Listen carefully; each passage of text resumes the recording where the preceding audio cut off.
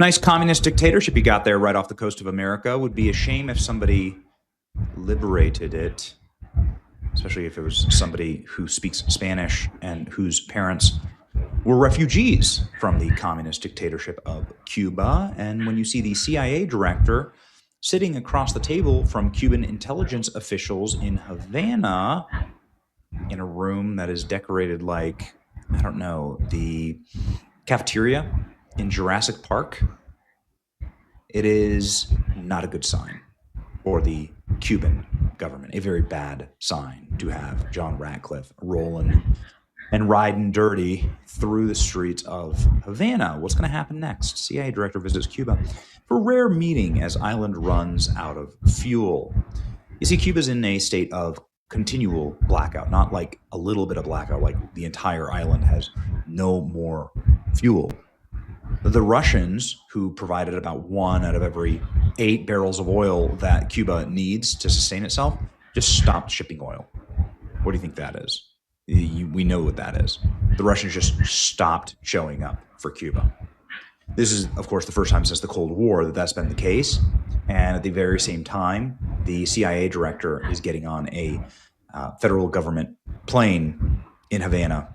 Look at this, United States of America. Offering aid. I think what's going on here is that there's like a pragmatic trade that's going on about being in charge of your own sphere of influence in your own hemisphere. That includes Taiwan and China, because it's like Taiwan's really close to China. That probably includes like major land secessions to Russia in the Ukraine war, bringing peace, and America just not fighting that and just being like, just take it, just take the Donbass, right? Like you fought for it, you got it. It is what it is.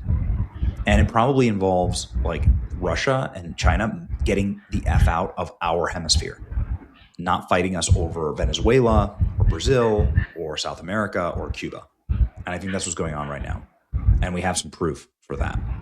It's amazing. Russia just like straight decades of frozen relations. Russia just straight up walked away from Cuba. So Russia's just abandoned Cuba. The Cuban Missile Crisis, and everyone's gonna die, and Bay of Pigs, and let's kill Kennedy over this kind of stuff. Nope, it's all gone. And now the United States is planning on black bagging one of the Castro brothers. Look at this. U.S. federally charges ex-Cuban leader Raul Castro. Chances are 68% because that's what we say we're going to do. U.S. is moving to indict Raul Castro. Now, why would you do that? He's like 95 years old. And it's like dying at this point. The reason why you would indict Raul Castro is to prove to the island of Cuba that they're not in control anymore. They're not in charge. 94-year-old Raul Castro is the brother of Fidel Castro. They committed, innumerable war crimes together, including Fidel Castro saying he wants to, he was going to use Russian nukes to blow up New York, and it would have been worth it. And so then what happens when you take an island that is already like depressed and in the third world and in total darkness, and you prove to them that they're the leadership, the communist dictators that have lorded over them with fear and terror, that they are going to be just arrested and that the CIA can just come in and do deals? Well, you get rid of all the illusion that there is some type of power or some type of scary thing that you should be fearful of. And that's what's happened. Look at this. The headquarters of the Communist Party of Cuba is on fire in La Lisa, Havana. This is from last night. And it's from an account that's been posting an enormous number of Cuba videos. It's very hard to get videos out of Cuba. Like nobody having power and nobody having internet means that it's very difficult to know what's truly going on the ground. It is still a closed society. It is still a tyranny state. So the people there have no freedom. Uploading a video like this or burning down a Communist Party headquarters could absolutely get you killed without question. But what you can see here is the Communist Party headquarters on fire in flames amid the nighttime protests shaking Cuba with burning garbage barricades and blocked streets. An important building owned by the Communist Party of Cuba in Havana has been set on fire. Nobody knows if it was the work of protesters or an accident, but meanwhile, I recall the heroic protests, the Cuban regime ready to fall. Headquarters of the Communist Party on fire.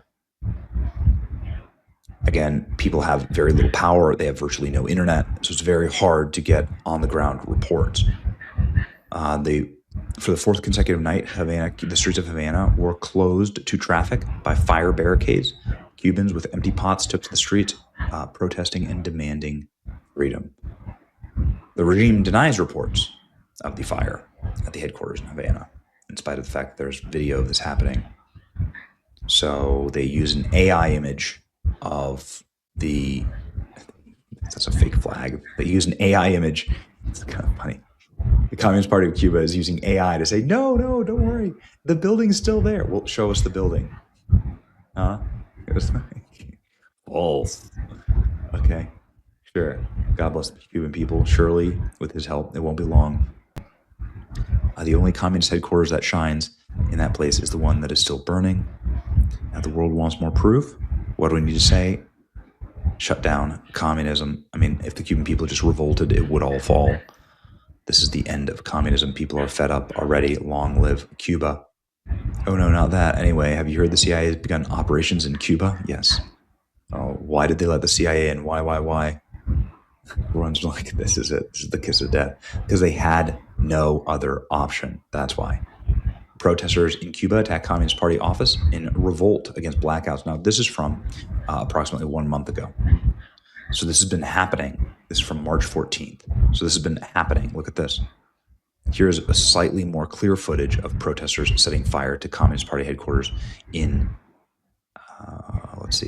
Moron Ciego de Avila.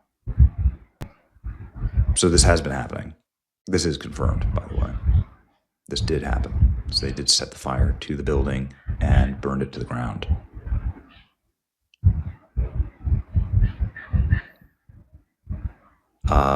We've never seen anything like this. Never seen anything like this in Cuba.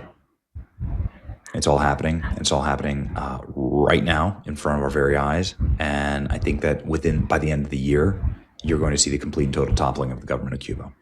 CIA Director John Ratcliffe met with the grandson of Fidel Castro, who says he wants to turn the island into a capitalist utopia. Well, the CIA is excited about that. Ratcliffe urged the Cuban officials to take a lesson from the January 3rd operation that toppled Nicolas Maduro in Venezuela. Yeah. Meanwhile, Marco Rubio is wearing the Nike Air Max tracksuit on Air Force One headed to China. It's a message. It's all a message. It's all happening right now, and it's very exciting. Pray for Cuba. Pray for liberation. It's your boy Benny. Be in control of your own hemisphere, right? The Don Rowe Doctrine. Imagine a communist dictatorship right off the coast of America, standing for decades. Now imagine it finally coming. Recent events suggest that the liberation of Cuba might be closer than we think. Show clips of Havana and news headlines about the CIA director's visit. When the CIA director sits across from Cuban intelligence in a room that looks like a relic of the past, it's a sign of desperation. The regime in the trouble and the world is watching. And Island is darkness. Cuba currently facing a total blackout, not just a temporary power cut, but a complete lack of fuel. For the first time since the Cold War, Russia has stopped shipping the vital oil that sustained the island. Why now? It seems a pragmatic trade is happening as a global power shift. Russia appears to be walking away from its longtime ally, leaving Cuba is isolated without Russian support. The illusion of power fading, the indictment of a dynasty in the historic move. The US is moving to indirect 94 years old Raul Castro. While he is at the end of his life, the indictment is not just about first war crimes. It's a message to the Cuban people. They are no longer in control.